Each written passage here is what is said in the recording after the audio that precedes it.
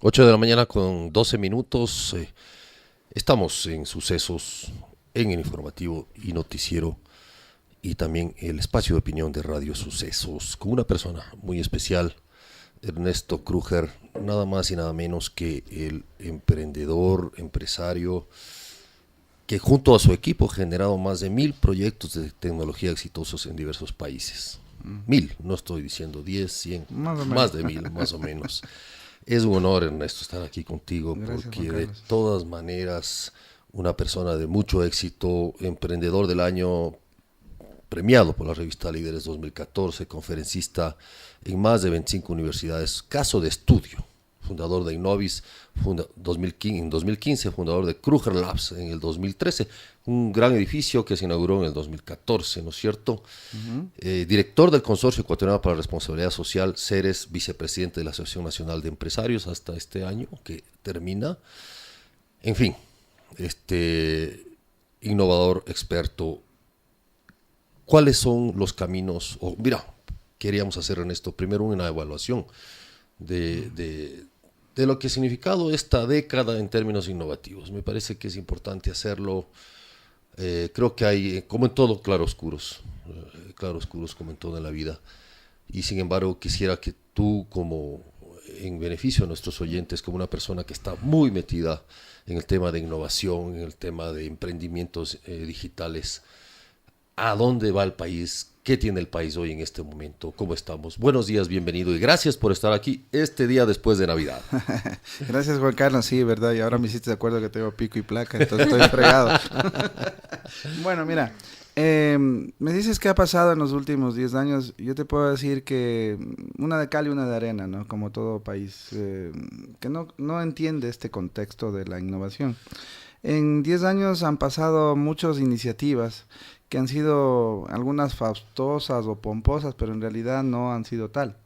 Y en ese sentido creo yo que ha habido una falencia en muchos aspectos, principalmente en regulaciones y en la estructuración de lo que realmente es la innovación, porque la innovación no es otra cosa que tener éxito, éxito competitivo, es decir, éxito en la competitividad, es decir, vender a otras naciones, es exportar servicios, es posicionarse como un país que de alguna manera genere la atracción de inversiones, ¿verdad? Y eso no sucedió muy, sino que fue de alguna manera, de alguna forma más ideológica que pragmática. Entonces ahí viene un problema, como dice Oppenheimer, mientras los países del tercer mundo son ideológicos y ven al pasado, los otros, los que quieren avanzar, son pragmáticos y ven al futuro.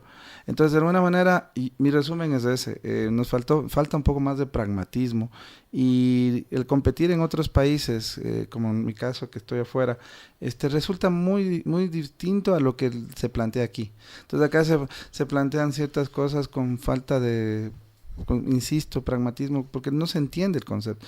Estamos hablando de cosas cuando estamos viviendo el mundo de la cuarta revolución industrial, donde existe una transformación digital, donde existen tecnologías disruptivas que ni siquiera tenemos ideas. Por ejemplo, desde blockchain, claro, ya hoy se escucha por el Bitcoin y todo eso, pero no solo es eso. El tener la robótica, la inteligencia artificial, bueno, te puedo citar una serie de tecnologías. Ese es realmente lo que debemos entender. Hoy estaba leyendo ayer en Emiratos Árabes Unidos hay un ministerio de inteligencia artificial. Entonces te imaginas, aquí en cambio estamos hablando de ministerio Nuevas tecnologías. no sé, de cualquier cosa aquí, y aquí en cambio ya están hablando de inteligencia artificial. Es que los cambios que tú vas a ver o que se están viendo ya son realmente totalmente, cambian los conceptos, incluso las regulaciones. Y te doy un ejemplo. Las regulaciones no alcanzan a ir a la velocidad de la tecnología. Vamos a dar Ecuador, que es el ejemplo más cercano. Aquí está prohibido jugar por dinero, digamos, o apostar.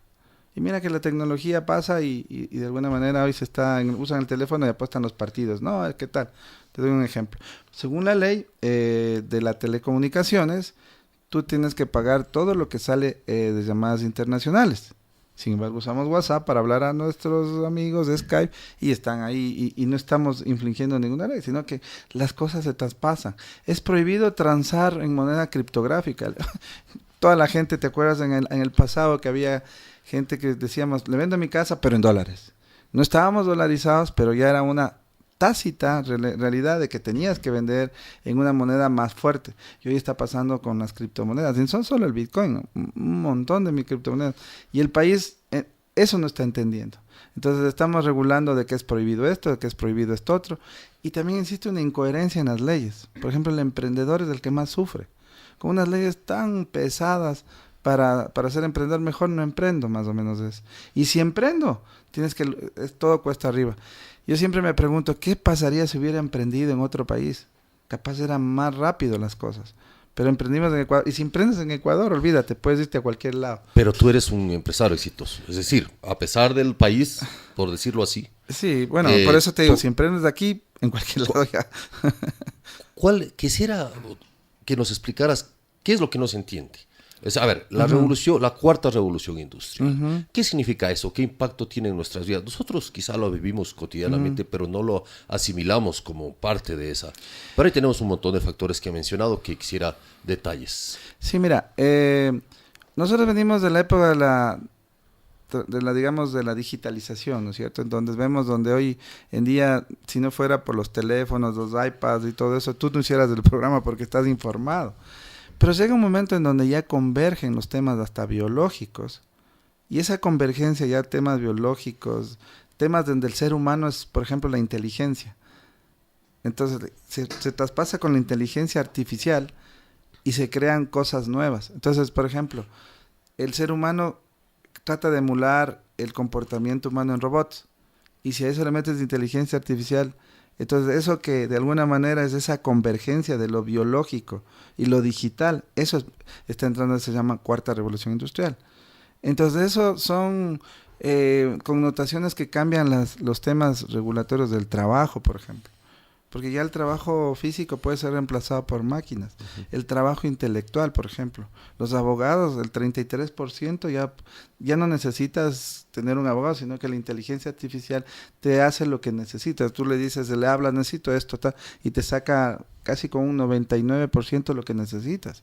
Porque es muy fácil, el abogado lo que hace es recopilar información y esa información de alguna manera la tasa en un contrato, algo. En cambio, ya cuando tienes toda esa información con inteligencia se correlaciona y te saca mucho más perfecto. Hay una, perdona que te interrumpa, hay una página web incluso que se ha denunciado, entre comillas, que está reemplazando a los abogados. Sí, claro que sí. Y estos son ejemplos, ¿no? Y si te fijas, el tema de la educación también se permea. Esta cuarta revolución permea la educación, por ejemplo. Tú te das cuenta que hoy tienes hijos y tus hijos no sé qué edad son, pero si son pequeñitos, se aburren en clases. ¿Por qué? Bueno, mi hija ya es mayor de edad, la menor, pero también se aburre. Se aburre, es cierto. Entonces, ¿por qué se aburren? Porque ya la educación dejó de ser lo que necesitan las personas. Entonces, hay mucha gente que ya, en mi caso, yo no le mando a mi hijo pequeño ya a la escuela porque se aburría. ¿Y qué es lo que ya hay una nueva dinámica de educación? Las universidades tienen que tener una nueva dinámica o desaparecen. Entonces, existe una serie de elementos dentro de este contexto que genera una revolución, digamos, por eso se llama revolución, porque se producen puntos de inflexión muy fuertes en varios aspectos de la vida cotidiana del ser humano. Obviamente tiene sus cosas buenas y también sus cosas malas, como en todo. Y eso hay que tener como en un equilibrio a ver qué sucede, ¿no? ¿Cuáles son los elementos centrales de el humano, el ser humano en esto? Porque es muy importante decirlo así. Y a veces miro, por ejemplo, que se está tratando de implantar la última tecnología en el servicio de taxis. Tenemos varias empresas ahí, unas mundiales, otras regionales, ¿no es cierto? También las nacionales. Pero tú llegas, puedes tener la mejor tecnología satelital, pero si el señor chofer sigue siendo un patán, un tipo que te recibe con la peor de los servicios, no sirve de nada. Esto se traslada a un montón de circunstancias. Vos puedes tener la mejor tecnología bancaria del mundo, pero si el ser humano no está trabajando acorde con esa tecnología, lo que se llama el talento humano. ¿Qué pasa en el Ecuador con esto? Mira, ese es el gran problema y la falla de la educación, principalmente. Entonces, estamos diciendo que la educación va a cambiar, pero por otro lado, la educación, al menos en lo que se debe ser basada en educación, perdón la redundancia. Y resulta que las personas de acá en muchos aspectos no son educadas. ¿Por qué? Porque si el propio maestro, que es la persona que enseña a chicos, es una persona que tiene necesidades, no está bien pagado, sufre. Y es, por último, la última cosa del ruedo del coche, hazte maestro. No funciona así. Entonces, ¿qué es lo que sacas? Sacas una persona que no está con las motivaciones y los elementos adecuados y la preparación adecuada. Es como que la falla se transmite y se magnifica. Entonces, en ese sentido, yo creo que ahí está el problema. No somos un país educado. Y si a eso le sumas el condimento político, del que tú sabes muchísimo, ya te das cuenta qué es lo que está pasando. Entonces, hay una situación que tenemos que cambiar ya. Afortunadamente, yo percibo que las nuevas generaciones ya vienen para cambios. Hoy el 50% de la población ya es millennial y ya vienen los Zetas. Entonces, ¿qué es lo que pasa? Con los millennials y los Zetas, que aquí hay una millennial y acá, y casi semi-millennial. Yo soy análogo. Entonces, un poco la situación en ese aspecto es que se viene y ellos presionan a la transparencia, al fenómeno mundial que existe, que es la transparencia. Ya no hay nada oculto. Y tú como periodista sabes eso. Tú cuando investigas algo y investigaste muchas cosas, encontraste porque estaba ahí la transparencia. Entonces, existe esa presión de a poquito. Y entonces, yo creo que va a ir cambiando con el cambio generacional, lamentablemente, no con el anterior, pero con las nuevas generaciones donde son más solidarios, más preocupados por el medio ambiente, por los esquemas. Ya intrínsecamente viene por la forma de ser de los millennials y los zetas. Entonces, esperemos que eso cambie, porque globalmente ellos ya están conectados al mundo. No son ecuatorianos entre sí, ya son globales, nativos digitales. Entonces ahí viene el tema, que la presión, ¿no? Pero todavía las regulaciones y la gente que piensa que todavía vivimos en el siglo pasado da pena, pero como te digo, se va a traspasar las regulaciones porque el mundo está más allá de lo que piensen políticos, por ejemplo. ¿Y cuál es el punto clave? Tú mencionas en uno de los lemas de tu Corporación Kruger, habilitamos la cuarta revolución industrial a través de transformación digital que implementa tecnologías disruptivas en las empresas. Uh-huh. Eso tiene que ver con la innovación. Sí. ¿Qué es la innovación? Algo que rompe, ¿no es cierto?, el esquema con el que vienes trabajando, sí, o que piensas trabajar, pensar diferente, imaginar. ¿Se aplica estas tecnologías disruptivas o es muy complicado? No, mira, primero hay que entender lo que es la innovación, porque la gente piensa que es algo nuevo, algo novedoso, y no es así. La innovación, te voy a dar un ejemplo, tú cuando estabas enamorado, tenías una novia, le pronto 2, de pronto 3, y decías, estoy emprendiendo, para ver cuál es la que funciona, ¿sí? Pero luego te casaste, y peor si viniste con premio. Ahí te tocaba, porque tenías que dar alimento a un niño o lo que sea. Esa es la diferencia entre emprendimiento e innovación. Innovación es, te toca ser exitoso comercialmente. En otras palabras, que te acepte el mercado. Para que eso suceda, tú tienes que tener algo que sea comercial. Y no necesariamente tiene que ser novedoso o nuevo o la última tecnología del desierto. No. ¿Sí, no? Tiene que ser algo que sea pragmático para el mercado. Te doy el ejemplo del iPad que tengo aquí. El iPad fue lanzado 10 años antes. Lo más novedoso, y se llamaba Newton. Y lo presentó Steve Jobs también. Yeah. Y lanzó y todo. Y fue un reverendo fracaso. Eso es innovación. Era nuevo, tenía todos los elementos necesarios para convertirse en el boom. Pero no fue innovación porque no adquirió el mercado. Era lo más novedoso. Ojo que te digo, lo más novedoso. 10 años pasaron y él siguió en la misma historia, mostró el iPad, pero el mercado fue un boom. Entonces, ¿En qué se equivocó Steve Jobs? Bueno, se equivocó en los momentos en que la tecnología y las comunicaciones tenían que ser muy complicado, una parte para cargar el software y todo. Y quizá no vieron el desarrollo. Ya había un poco, ya estaba en ese camino los teléfonos. Pero el desarrollo de los teléfonos. Exacto, después vino el iPhone y todo. Sí. Pero entonces entiendes lo que es innovación, es decir, algo que tenga un éxito comercial. Entonces tú puedes tener un medio que puede ser, voy a intentar escribir algo de un medio, pero si este medio le das alguna cosa que, no importa que se hayas usado del pasado, pero le haces clic al mercado, eso es innovación. Y si usas tecnologías disruptivas, como en este caso, no necesariamente decir, es que voy a poner el robot más último del éxito total, del más nuevo de los robots, no te garantiza la innovación. La innovación tiene que ver con el modelo de negocio que vayas a hacer en las empresas. Entonces, con un modelo de negocio le pones, aquí creo que va a haber necesidad de robótica o inteligencia artificial o big data o algo de esto, entonces, y le haces que tenga éxito, entonces te convertiste en un innovador. Ahí está la clave de una diferencia sutil, en donde por eso digo que el pragmatismo va de la mano de lo que necesitas hacer cuando tú eres un innovador. Y esa es la diferencia, porque el Ecuador, en cambio, es el campeón mundial del emprendimiento. Ajá, sí, sí. Pero eso no sirve de nada. Lo que sirve de nada es que deberíamos ser los innovadores del mundo. Corea, por ejemplo, Israel, por ejemplo, por citar, Irlanda, por ejemplo, son países más pequeños que Ecuador, ¿sí? Y que de alguna manera son innovadores. Imagínate lo que son los monstruos coreanos en marcas y lo que venden en el mundo.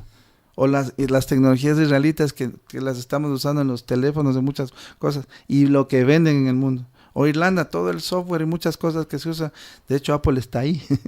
Sí, entonces, de alguna manera, ese es el contexto de entender esta sutileza de llamada el contexto de innovación. Entonces, aquí en el Ecuador hablamos de muchas cosas, hablamos de muchos programas de gobierno, que somos el país innovador. Mentira. Lo que somos es un país muy emprendedor. Entonces tenemos que ser pragmáticos. ¿Qué necesita el mercado? Por ejemplo, el mercado americano, el mercado europeo. Hay cosas que podemos ser competitivos. Y de ahí alinear educación, alinear todos los elementos y alinear las regulaciones. Entonces, ese contexto ahí, en cambio, lo político te hace que fracase. Entonces, pero esto es como un cangrejo que está siendo cocinado y no se da cuenta. Entonces, el país, si no hace algo, vamos a seguir siendo un país totalmente desplazado y con una brecha mucho más grande con los países del primer mundo. Y eso es grave. Ernesto, ahora hay expertos que mencionan que las empresas que no utilicen Big Data no sobrevivirán en esta economía moderna.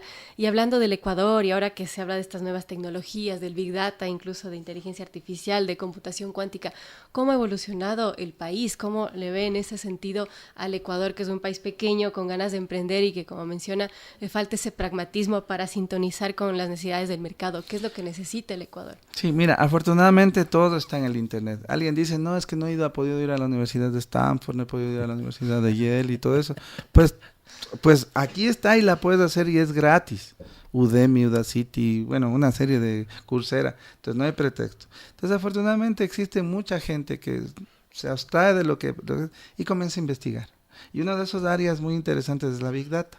Entonces, la Big Data es un tema mundial, ¿no? Entonces yo diría un poco obsoleto ya, pero es un tema que está. Entonces ya la gente maneja todos los elementos, las empresas comienzan a ver el comportamiento y los patrones, y principalmente está dando un fenómeno, mucho se usa en la parte empresarial, por ejemplo, en el tema que tiene que ver con determinar el comportamiento del usuario o el comportamiento del comprador. Entonces, ahorita tú estás usando el teléfono, tu computador, estás dejando siempre una huella. Esa huella se llama la huella digital o el digital print en inglés. Entonces el digital print, entonces existen robots que comienzan a capturar tus comportamientos, del comportamiento anónimo o provocado con tu consentimiento o sin tu consentimiento, y comienzas a determinar comportamientos, y después de eso sacas la huella digital de cada persona. Como se procesa eso, tú dices, a ver, yo voy a segmentar un mensaje para este grupo de digital print con estas características, y tú puedes forzar a ciertos comportamientos, o mejorar el comportamiento o cambiar el comportamiento, en este caso de compra. Entonces la Big Data se usa eso. Imagínate, eso también se puede usar, o se usa también en otras cosas como la política. Claro, eso puede modificar la cultura política. Totalmente. De hecho, Angela Merkel ganó por eso y ha ganado 4 veces. Ajá. Sí. Entonces no es nada otro mundo, sino que la huella digital determina a dónde apuntas, qué mensaje das, microsegmentado.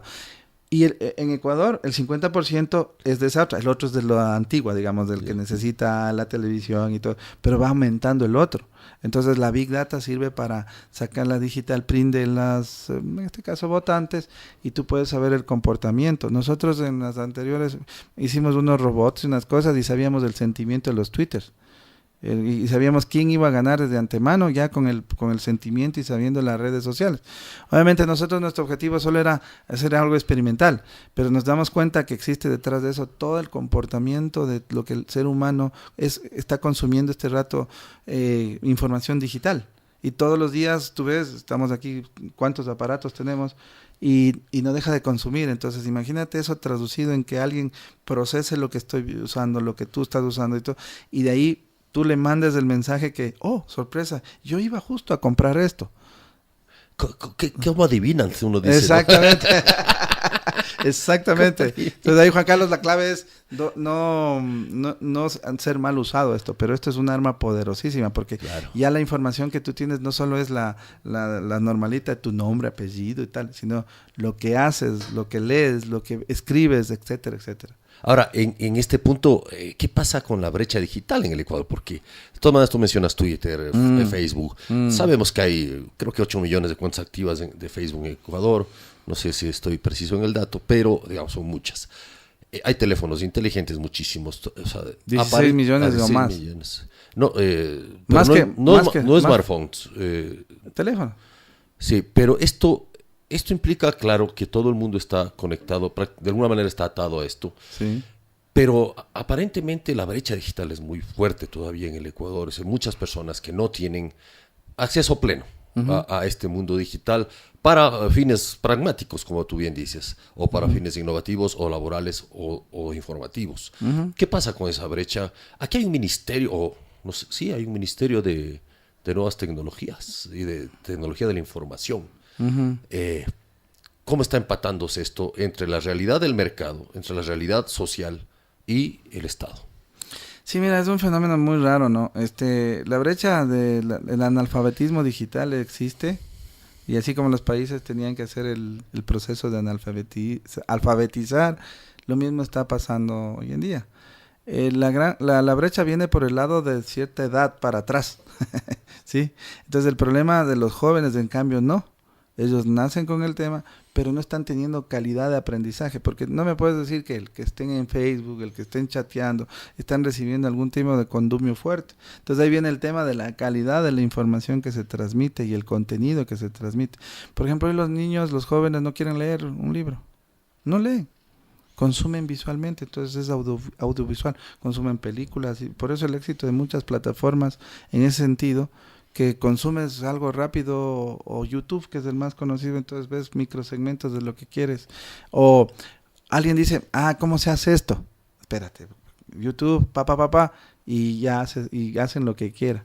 Mi hija aprendió solo así, te cuento, o sea, ella hace todo con YouTube. Entonces, los tutoriales famosos los tutoriales de YouTube. Y encuentras de todo. Lo que se te ocurra, ahí está. Y por último, cosas buenas y malas. Entonces, ahí está el tema, claramente. Y eso que solo vemos, lo que vemos es solamente la web normal, pero hay una web oscura, que ahí es otra historia. Entonces, todos estos temas, de alguna manera, la gente, los jóvenes no tienen una guía, sino que es consumo desordenado y multivariable y multipantalla y multitodo, pero no hay condumio, ¿me entiendes? Entonces ahí viene el problema de que no nos estamos enseñando a que eso canalizarlo hacia algo productivo, hacia algo que realmente ayude a producir innovación.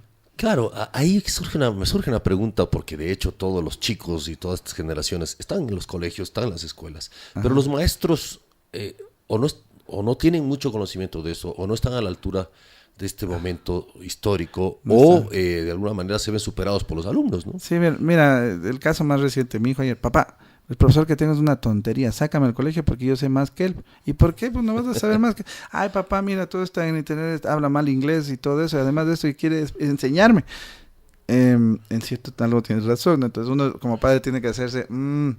tienes que acabar, porque este es el tercero, digamos, tienes que acabar, ya te falta meses. No, papá, no, ya no le soporto. Entonces, ese es el problema. Entonces tienes a profesores que no son profesores. Y ahí viene el problema. Se dice tanto los pobres señores de que hasta profesor, hay un dicho. No puede ser. El profesor es el mayor exponente de la sociedad. Ese es el que debería ser el más pedagogo, y debería ser el más preparado y el mejor pagado. Y entonces resulta que aquí suceden ciertas incoherencias al respecto. Entonces ahí está el problema. Entonces no solo es cuestión de hacer las grandes faraónicas instalaciones, sino solamente ponerle el contexto de lo que realmente importa, que es la enseñanza per se. Esto justamente sobre ese tema, hace un año Yachay, la universidad pública, presentó esta supercomputadora que, bueno, tiene capacidad de cálculos impresionantes. ¿Está realmente el país listo para usarla, o es un gasto quizás oneroso de esta universidad? Mira, toda herramienta es buena. Y si es de las mejores, mejor todavía. Pero la clave es que se use la herramienta. Y entonces yo no desconozco un poco el detalle, sé lo que se trata, pero son unas grandes computadoras que se usan mucho para la biología, la nueva biología, para determinar ciertos elementos del genoma o cosas así. Entonces ahí necesitas grandes capacidades de procesamiento. Entonces si se usa para eso, bien, pero ¿qué tal si no se usa para eso? O sea, se usa para cosas insignificantes. Es como decir, tienes una capacidad de un cañón para matar una mosca. Entonces yo digo, está bien, o sea, pues la herramienta te sirve, pero tienes que saber usar y todo. Y yo pienso que Yachay es un tema una asignatura pendiente, me parece que yo no critico el tema político porque no soy político, pero me parece que aquí hubo ciertos problemas de planificación y de entender lo que es la innovación y el emprendimiento. Entonces, ahí está, y hay que apoyar y tal, pero todos los ecosistemas comienzan por crear algo virtual. Después por crear algo divertido donde existe ya está botado, no hay nada, y tener todas las líneas de acceso y temas de culturales y todo, y ahí se forman los Silicon Valleys, los elementos relacionados, los Bostons, etcétera, etcétera, el Austin en Texas, son elementos, o Guadalajara, por decir acá en Latinoamérica. Tienes que generar un ecosistema sobre algo, ¿no? Pero si para llegar es un problema, imagínate lo que significa eso. Es como que nos ponemos unas barreras muy grandes. Muy bonito el sitio, muy bonita la idea, pero no se impone porque quieras hacer, sino se impone porque la sociedad quiera. No porque digas, ahí está la casa, ahí está el tema, ahí está. Entonces ahí creo que hay una pequeña fallita, me parece. Gracias. Estamos con Ernesto Kruger, CEO, diríamos, titular de Kruger Corporation. Hablemos un poco de esto. Tú como empresario, como miembro de la Asociación Nacional de Empresarios y parte de esta asociación de innovadores, emprendedores del Ecuador, ¿qué ejemplos tú destacarías de innovación, como ejemplo a seguir, digamos, de innovación digital en las empresas, en el Ecuador hoy? ¿Quién está al frente de esto o en qué sector estamos bien como para que el país diga, oye, sí, por aquí debemos ir o podemos ir por aquí?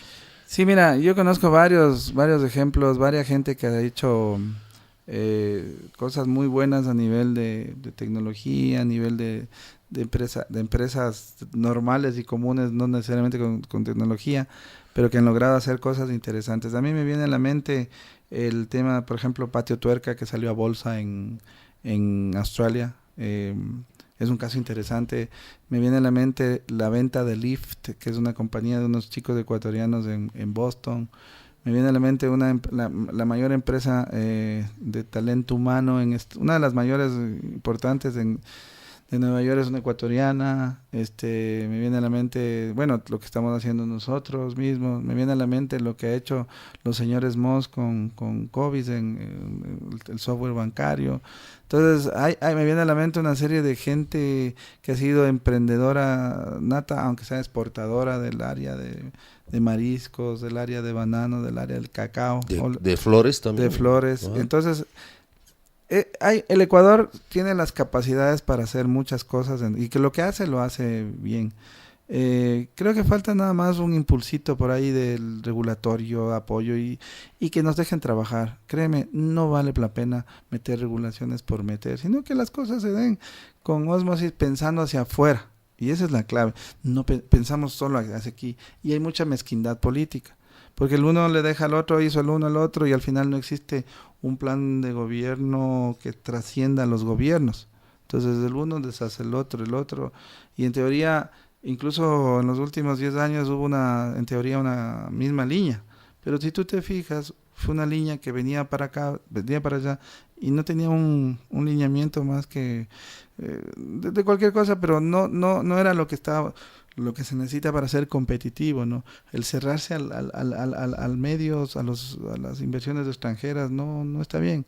Y no necesariamente el decir, es que China invirtió, no. O sea, el mundo hoy en día es abierto, puede ser China, Rusia, Estados Unidos, quien sea, pero no hay que cerrarse. Entonces nos hicimos un poco cerrados y soberbios. Entonces eso no ayuda. Lo que necesitas es expandir, que las cosas se den, que las cosas den el contexto de innovación como tal, es decir, exportar, vender hacia afuera. Y creo que Ecuador tiene, pues chicas, es el país más maravilloso que yo visito muchos y digo, este país es hermoso. pequeñito y estamos cerca de todo. Competitivamente en todo. Mira, hoy la gente no sabe lo que es tener un clima como tenemos nosotros, estable todo el año. No sabe lo que es el frío de un invierno fuerte en los países del norte o de bien al sur. Entonces no sabemos explotar toda la capacidad que tenemos, toda esa situación bonita, ¿no? Yo cada vez que estoy en Ecuador digo, ay, qué pena, me tengo que ir. Porque en realidad Ecuador es hermoso, tenemos eso, no lo apreciamos, no lo planificamos bien. No lo planificamos bien en el contexto de las ciudades, por ejemplo. Hoy estabas comentando que el tráfico es una maravilla. ¿Por qué tiene que ser así? ¿Por qué no hacer las cosas bien desde el principio, desde un tema de organizar y pensar? Aunque es muy satanizado los empresarios, oye, el empresario es organizado. El empresario no tiene por qué ser satanizado, está generando trabajo. Es porque le toca, como tú dices. O sea, le toca hacer. Le toca. Entonces, un poco es entender cómo converger entre la política empresarial o la estrategia empresarial y lo que necesita el país. Y yo creo que hay que darle cabida a eso, cabida a trabajar en ese contexto, no en un tema, es que por cálculos políticos o cosas, sino pragmatismo puro. Mira, los partidos políticos y todo van a desaparecer también. Entonces, muchas de las cosas que se piensa que hoy están ahí también por la cuarta revolución van a cambiar. El poder va a estar en la masa, en la red. Y entonces eso de alguna manera no se percibe. Claro, porque todavía hay la otra mitad de la población está un poco retrasada. Pero el momento que se lleguen vas a ver cómo a ellos no les importa la política, un millennial, un centennial, un Z, ¿sí?